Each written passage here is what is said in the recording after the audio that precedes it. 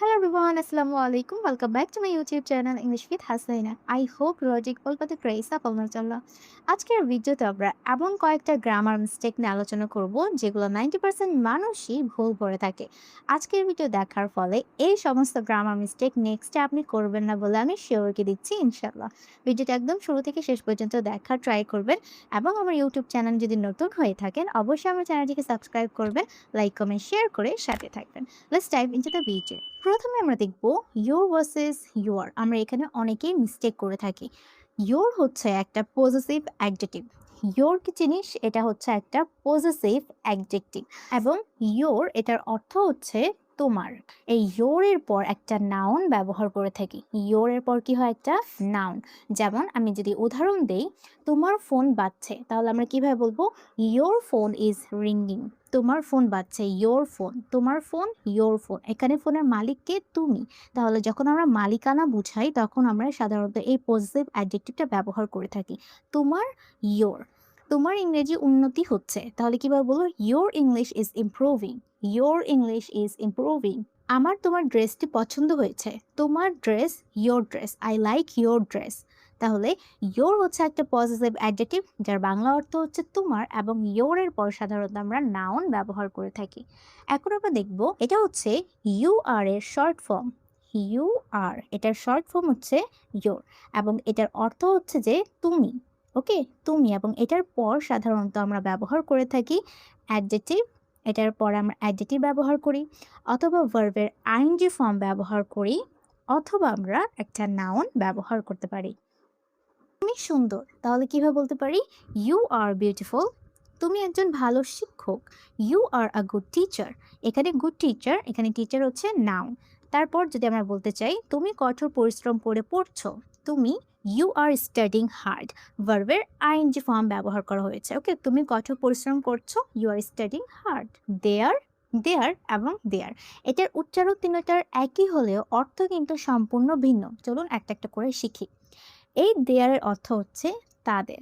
এই দেয়ার অর্থ কি? এটার অর্থ হচ্ছে তাদের এবং এটাও একটা পজিটিভ অ্যাডজেক্টিভ এবং এটার পর সাধারণত আমরা নাউন ব্যবহার করে থাকি। যেমন তাদের গাড়ি নতুন। কাদের গাড়ি? তাদের গাড়ি। গাড়ির মালিক কি? তারা। তাহলে এখানে কি হচ্ছে? মালিকানা বুঝাচ্ছে। তখন আমাদেরকে এই পজিটিভ অ্যাডজেক্টিভটা ব্যবহার করতে হবে। তাদের গাড়ি নতুন, দেয়ার কার ইজ নিউ। তাদের বাড়ি সুন্দর, দেয়ার হাউস ইজ বিউটিফুল। তাদের বাচ্চারা খেলছে, দেয়ার চিলড্রেন আর প্লেইং। আমি তাদের মা বাবার সাথে দেখা করেছি, আই মেট দেয়ার প্যারেন্টস। দেখব দেয়ার অর্থ কি। কোনো স্থান বা অবস্থান যখন আমরা বুঝাই যে কোনো স্থানে কোনো কিছুর অস্তিত্ব আছে, এই অর্থে সাধারণত আমরা দেয়ার ব্যবহার করে থাকি। তাহলে আমরা বলতে পারি স্থান অথবা অবস্থান বোঝালে সাধারণত আমরা কি করি? দেয়ার ব্যবহার করে থাকি এবং কোনো কিছুর অস্তিত্ব আছে এই অর্থেও দেয়ার ব্যবহার করা যায়। যেমন আমার ফোনটা ওখানে, আমি বলতে পারি my phone is over there. চলো সেখানে যাই, লেটস গো দেয়ার। আমরা সেখানে, ওখানে এই অর্থেও সাধারণত দেয়ার ব্যবহার করে থাকি। তারপর আমার বাড়ির কাছে একটি ব্যাংক আছে, তাহলে বাড়ির কাছে একটা ব্যাংকের অবস্থান আছে বা অস্তিত্ব আছে, এই অর্থে সাধারণত আমরা দেয়ার ব্যবহার করতে পারি। There is a bank near my house. তারপর ক্লাসরুমে অনেক ছাত্র আছে। ক্লাসরুমে অনেক ছাত্রর অবস্থান আছে, অস্তিত্ব আছে, তখন আমরা বলতে পারি There are many students in the classroom. আবার আমরা অনেকে দেয়ার এবং ইটের পার্থক্যটা বুঝতে পারি না। দেয়ার এবং ইটের ডিফারেন্সেস কি, এদের ব্যবহার, সম্পূর্ণ ব্যবহার যদি জানতে চান তাহলে অবশ্যই আমার এই ভিডিওটা দেখে নেবেন, যেখানে আমি সমস্ত ডিটেলস ব্যবহার নিয়ে আলোচনা করেছি। চলুন এখন দেখি দেয়ার। এই দেয়ার অর্থ কি? দে আর এর শর্ট ফর্ম। ওকে, দে আর এটা হচ্ছে শর্ট ফর্ম হচ্ছে দেয়ার এবং এটার বাংলা অর্থ হচ্ছে তারা। যেমন তারা খুশি, দে আর হ্যাপি। তারা ফুটবল খেলছে, দে আর প্লেয়িং ফুটবল।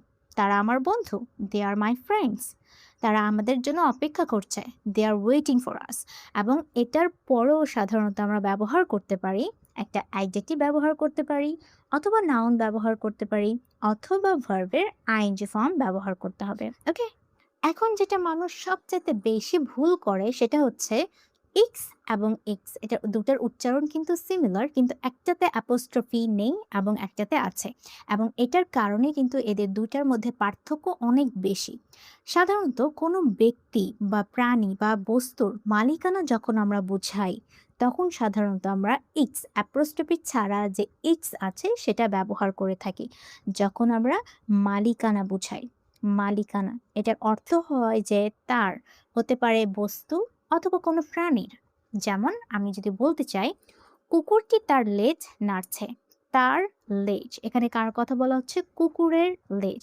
তাহলে আমরা বলতে পারি the dog is wagging its tail. কোম্পানিটি তার রুলস পরিবর্তন করেছে, তার রুলস, কার রুলস? কোম্পানির রুলস। তাহলে আমরা বলতে পারি the company changed its rules. Okay, এখানে এখানে ইটস বলতে কাকে বোঝানো হচ্ছে? কোম্পানির রুলস চেঞ্জ হয়েছে। তারপর গাছটি তার পাতা হারিয়েছে, গাছটি তার নিজের পাতা হারিয়েছে। তাহলে আমরা বলতে পারি the tree has lost its leaves. Okay, its মানে কি? তার। অ্যাপোস্ট্রফি দিয়ে যে ইটসটা আমরা ব্যবহার করে থাকি সেটার অর্থ হয় দুইটা, একটা হচ্ছে ইট ইজ আর একটা হচ্ছে ইট হ্যাজ। এখন আমরা কিভাবে বুঝবো যে কখন ইট ইজ হয় এবং কখন ইট হ্যাজ হয়? দেখেন, ইট ইজ তখনই হবে যখন ইট ইজ এর পর দেখবেন একটা অ্যাডজেক্টিভ আছে, অথবা হতে পারে ভার্বের আইএনজি ফর্ম আছে, অথবা একটা নাউন আছে। তখন মনে করবেন যে এটা এই ইটস এর মানে হচ্ছে ইট ইজ। এবং যখন দেখবেন ইটস এর পরে ভার্বের ফার্স্ট পার্টিসিপল ফর্ম ব্যবহার করা হয়েছে, তখন মনে করবে এই ইটস এর মানে হচ্ছে ইট হ্যাজ। যেমন আমি আপনাদের জন্য এখানে উদাহরণ দিয়েছি, বৃষ্টি হচ্ছে, এটা হচ্ছে প্রেজেন্ট কন্টিনিউয়াস, তাহলে বলা উচিত ইটস রেইনিং। এখানে রেইনিং বানানটা ভুল আছে, আমি সঠিক করে দিচ্ছি, ইটস রেইনিং। ওকে, এখন এখানে ইটসটা ইট ইজ নাকি ইট হ্যাজ কিভাবে বুঝবো? দেখেন এখানে কি আছে? ভার্বের আইএনজি ফর্ম আছে। এখানে কিন্তু রেইন একটা ভার্ব হিসেবে কাজ করছে, ভার্বের আইএনজি ফর্ম আছে, তখন এখানে কিন্তু এটা ইট ইজ হবে, ইট হ্যাজ হবে না। ওকে, তাহলে it is raining, it's raining. আজ একটি সুন্দর দিন, আর বলতে পারি ইটস আ বিউটিফুল ডে। এখানে it is a beautiful day কে আমরা শর্টে বলতে পারি ইটস আ বিউটিফুল ডে। তারপর অনেক দিন হয়ে গিয়েছে, অনেক দিন হয়ে গিয়েছে, it's been a long day. এখানে দেখেন it has been a long day কে আমরা শর্টে বলতে পারি it's been a long day. এখন এখানে এই ইটসটা ইট হ্যাজ কেন হচ্ছে? কারণ এখানে বিন ব্যবহার করা হয়েছে, ভার্বের ফার্স্ট পার্টিসিপল ফর্ম ব্যবহার করা হয়েছে, তাই এখানে হবে ইট হ্যাজ। ওকে, তারপর এটি খুব জনপ্রিয় হয়ে উঠেছে, তাই আমরা বলতে পারি ইটস বিকাম ভেরি পপুলার। এখানেও কিন্তু ইটসটা হচ্ছে ইট হ্যাজ, কারণ এখানে ভার্বের ফার্স্ট পার্টিসিপল ফর্ম ব্যবহার করা হয়েছে। আপনারা যদি আজকের ভিডিওটা দেখে কনসেপ্টটা বুঝতে পেরেছেন, তাহলে অবশ্যই আমাকে কমেন্ট করে জানাবেন এটি খুব দামি, ইটস ভেরি এক্সপেন্সিভ, এখানে ইটসটা ইট ইজ নাকি ইট হ্যাজ। সবাই ভালো থাকবেন, আল্লাহ হাফেজ।